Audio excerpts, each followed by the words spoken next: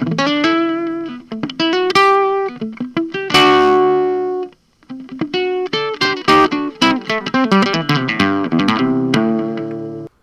your body, not your business. The Sheriff Nottingham effect. Slavery through legislature. Nothing in all the world is more dangerous than sincere ignorance and conscientious stupidity. Martin Luther King Jr. There's some things that people need to realize about the war on drugs and drug use in general. The first thing that we need to get past is our cultural bias and our brainwashing from authority. If you haven't spent years of your life doing experiments with drugs, then you really don't know anything at all. It's all hearsay, and that really isn't that valuable. Perhaps my unprofessional word isn't good enough, so I'm going to point out that there are professionals that agree with me. Carl Hart is an associate professor of psychology and psychiatry at Columbia University.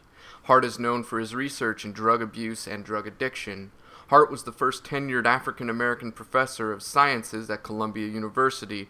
Hart received a Bachelor of Science and a Master of Science from the University of Maryland. He received a PhD in neuroscience from the University of Wyoming. Hart attended UNC Wilmington, where he worked with Robert Haken before attending University of Wyoming. I'm sure he's not the only professional that will take my side in this matter in regards to misconceptions about drugs and the people that do them.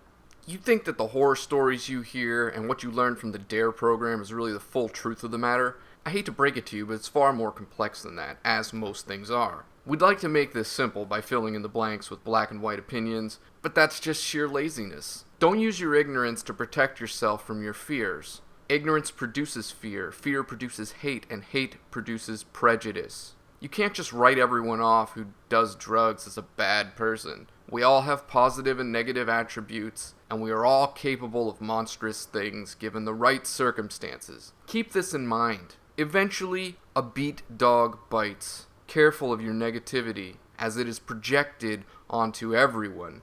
Real knowledge is to know the extent of one's ignorance. Confucius. I want to remind you that history repeats itself.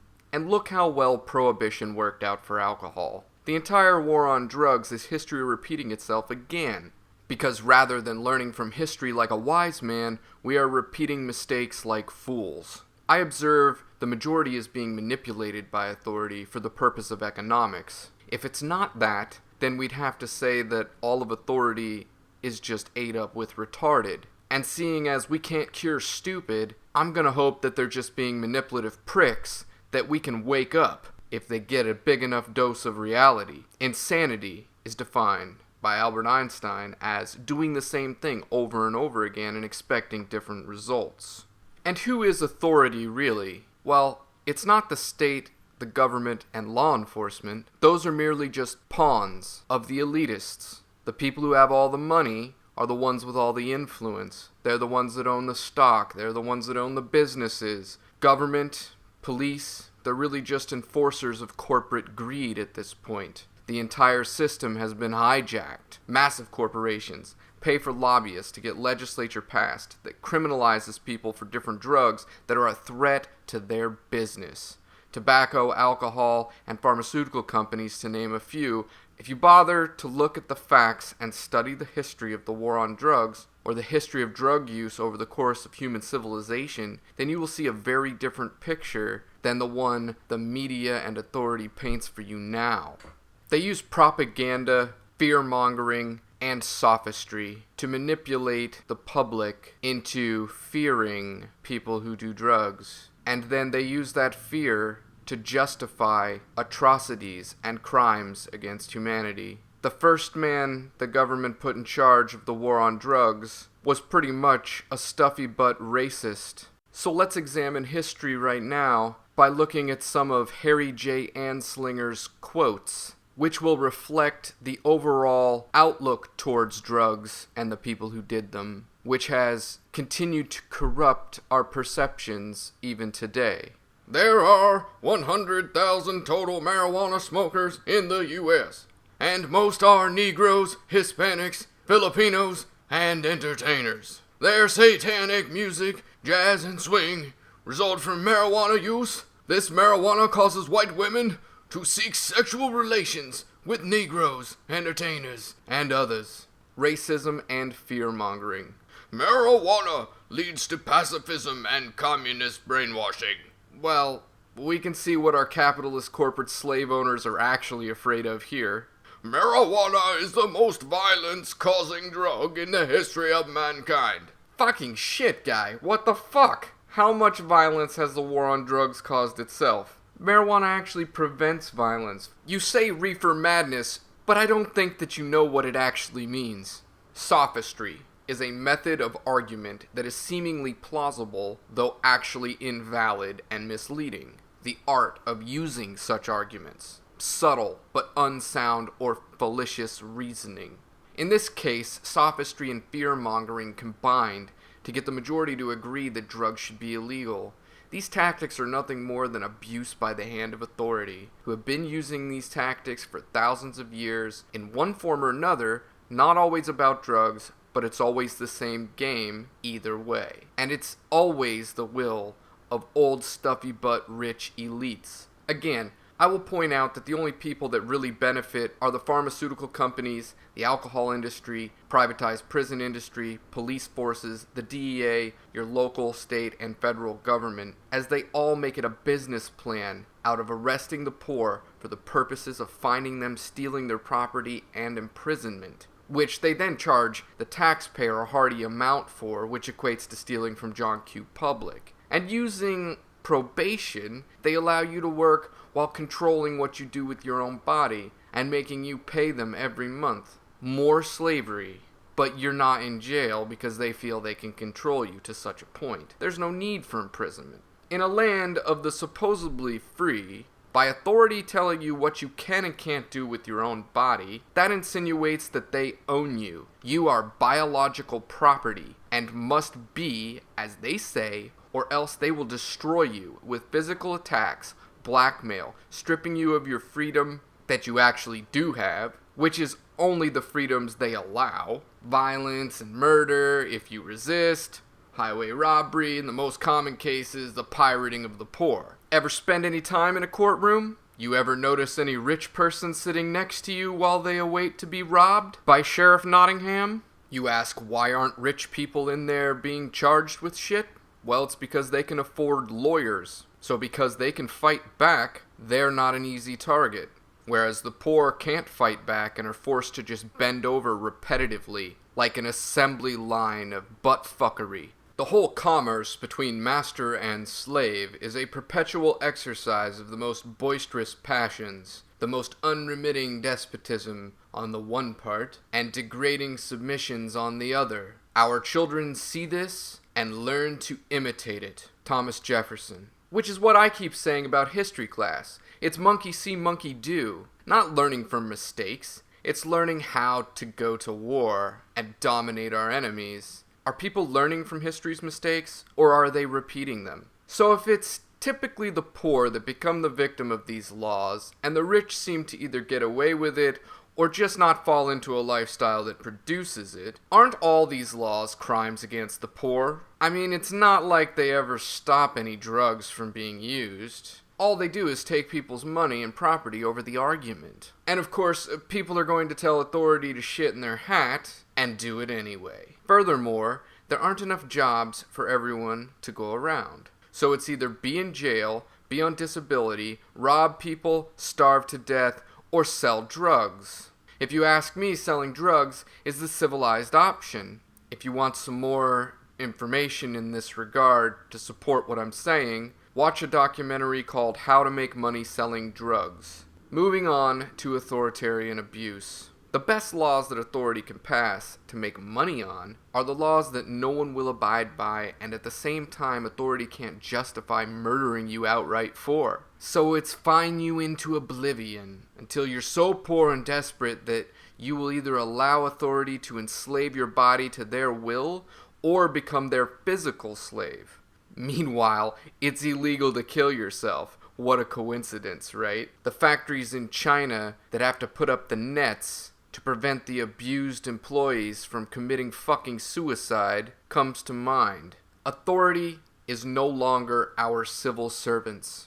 It has become a business model for the lazy and manipulative. They will pass so many laws and or ordinances without asking us at all until everyone becomes a criminal, and it is nearly impossible to keep up with all of the new laws they add. It's the Sheriff Nottingham effect. How long until we get a modern day Robin Hood birthed into our society? Remember that we are all products of our environment. No one is truly free. They are a slave to wealth, fortune, the law, or other people restraining them from acting according to their will. Euripides. Moving on to laws. Even if you spend a ton of time learning the laws, you're still going to be unaware of some, and they make new laws and ordinance so often that eventually you're going to break one on accident, and they're going to be waiting for you to slip up so that they can use it as an excuse to pirate you further. Even if you do research all the laws, chances are most people aren't going to understand all the jargon perfectly. Then meanwhile, highly paid lobbyists and corrupt politicians continue to pass laws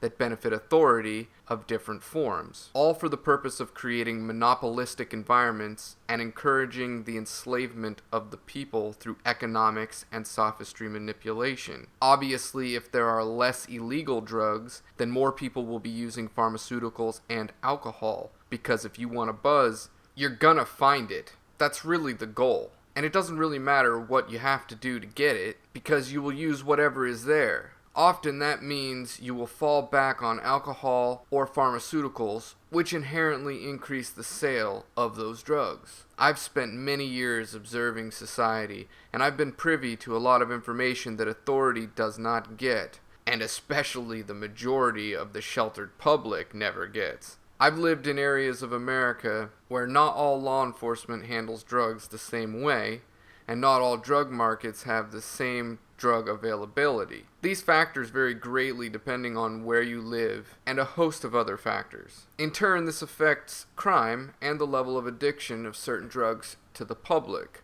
In one area I lived in, we had different drugs coming in every week from across the border of a neighboring state. The cops in the area knew that drug laws were bullshit and only enforced them when they needed, to use it as leverage to get someone who was dangerous off the street, but they never seemed to be able to catch that person in their violent acts. Or they'll use it to a minor capacity, trying not to damage the people as much as possible while still meeting their quota. Then there were others that were gung-ho and prejudiced asshole cops that would abuse people regularly, but it wasn't as frequent in the broad scheme of things. Overall, we had a wide choice of drugs most of the time, and never had any problems getting good weed. Because of this, nobody did too much of any one drug. Therefore, it was really rare for anybody to have a problem with these substances. What I mean is that one weekend we would do ecstasy, and the next weekend we would do cocaine, the next weekend LSD, and so on.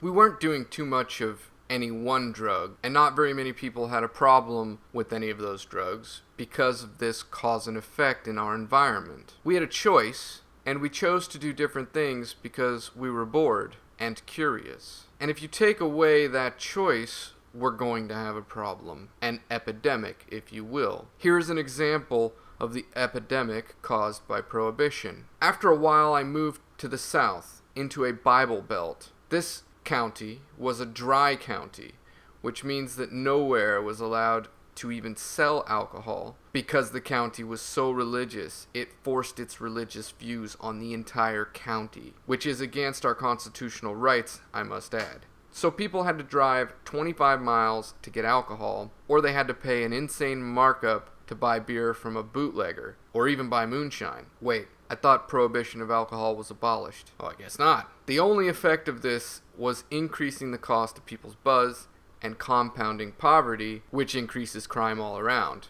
And poverty kills more people than all deaths combined. There was another effect that the simpleton authority types didn't predict. As people couldn't get their hands on alcohol, they searched for another way to get their buzz that was readily available, which was Grandma and Grandpa's pharmaceutical medication. So they all became pill junkies. Pharmaceutical companies are happy about this, I'm sure. Authority was run by religious fanatics, and those fanatics had related, through association, that drugs are bad in relation to their moral code, because bad equals immoral, which equals sin and hell, and therefore is fear. Now let's bring on the fanaticism, because that always works out so well for society. So there was almost no good weed, and sometimes you couldn't even find weed, never mind all the other drugs that we were able to get in the last place that I lived. So because everyone got into pills heavily, they got addicted. The prices skyrocketed as the demand went up, which increased poverty and produced loads of theft and violence. So authority got the bright idea that they needed to crush the pill heads, and so they did. As people are still going to get high, everyone turned to bathtub crank. So then authority cracked down on crystal meth, and with their whack-a-mole strategy, they subdued that a little bit, but could never get rid of it. And because they subdued it a little bit, people started getting high on canned air and bath salts. So obviously, not only does the war on drugs not work, it makes things worse. So I went from living in a place where nobody really had any problems with drugs, and people left their doors unlocked, for the most part, to living in prohibition hell, where all of civilization was breaking down due to religious morals gone awry, prejudice, and fear. I will leave you with these thoughts. Making things illegal and dangerous to sell or possess makes them more valuable. And the more valuable they are, the more business there is to do with them. Then the more people who will want to sell it, and therefore increases the amount of drugs that you have in your environment. I think Carl Hart would be proud of me. Then there are employers across the country who drug test randomly. By doing this, they are blackmailing you with economic terrorism to force you to do what they say even outside of work. Clearly, they believe they should own you completely. This is an even more profound and overlooked abuse of power that rears its ugly head. Obviously, being totally smashed on the job is not acceptable, and that should be dealt with. But what people choose to do in their off time is certainly not the employer's business, and it should be a crime for the employer to attempt to make it their business. Again, not your body, not your motherfucking business. Every employee's track record can speak for itself. If somebody causes an accident and they were drunk on the job, then they should get penalized. And of course get fired. For many drugs, you can be pretty high on them, and it won't make it harder for you to do your job or impair you in any way. So that's something that needs to be considered also. I will cover these things more in a future video, but I just wanted to touch on this because it was related to this travesty in a roundabout way. Police are usurped to enforce a corporate whim. The corporation is using the laws against their employee. Again, cops have become enforcers of corporate greed. Proof is in the pudding. Portugal decriminalized all drugs some years back. Their drug and crime rate has plummeted by a grand amount, which is the proof that the war on drugs in America needs to end. Portugal is not America, so we will need to handle things a little bit differently, but the underlying premise still applies. I will be making a part 2 where I will show the other side of drugs, the good side that most are not talking about, and I will be covering how to handle drugs in America in a more reasonable and responsible fashion. We'll see if I can fit this into 2 videos. Might have to make 3. Freedom means you are unobstructed in living your life as you choose. Anything less is a form of slavery. Wayne Dyer. We do not control nature or possess power, but merely ride the beast of entropy and gently request a slight course alteration. Metaphysical Axiom.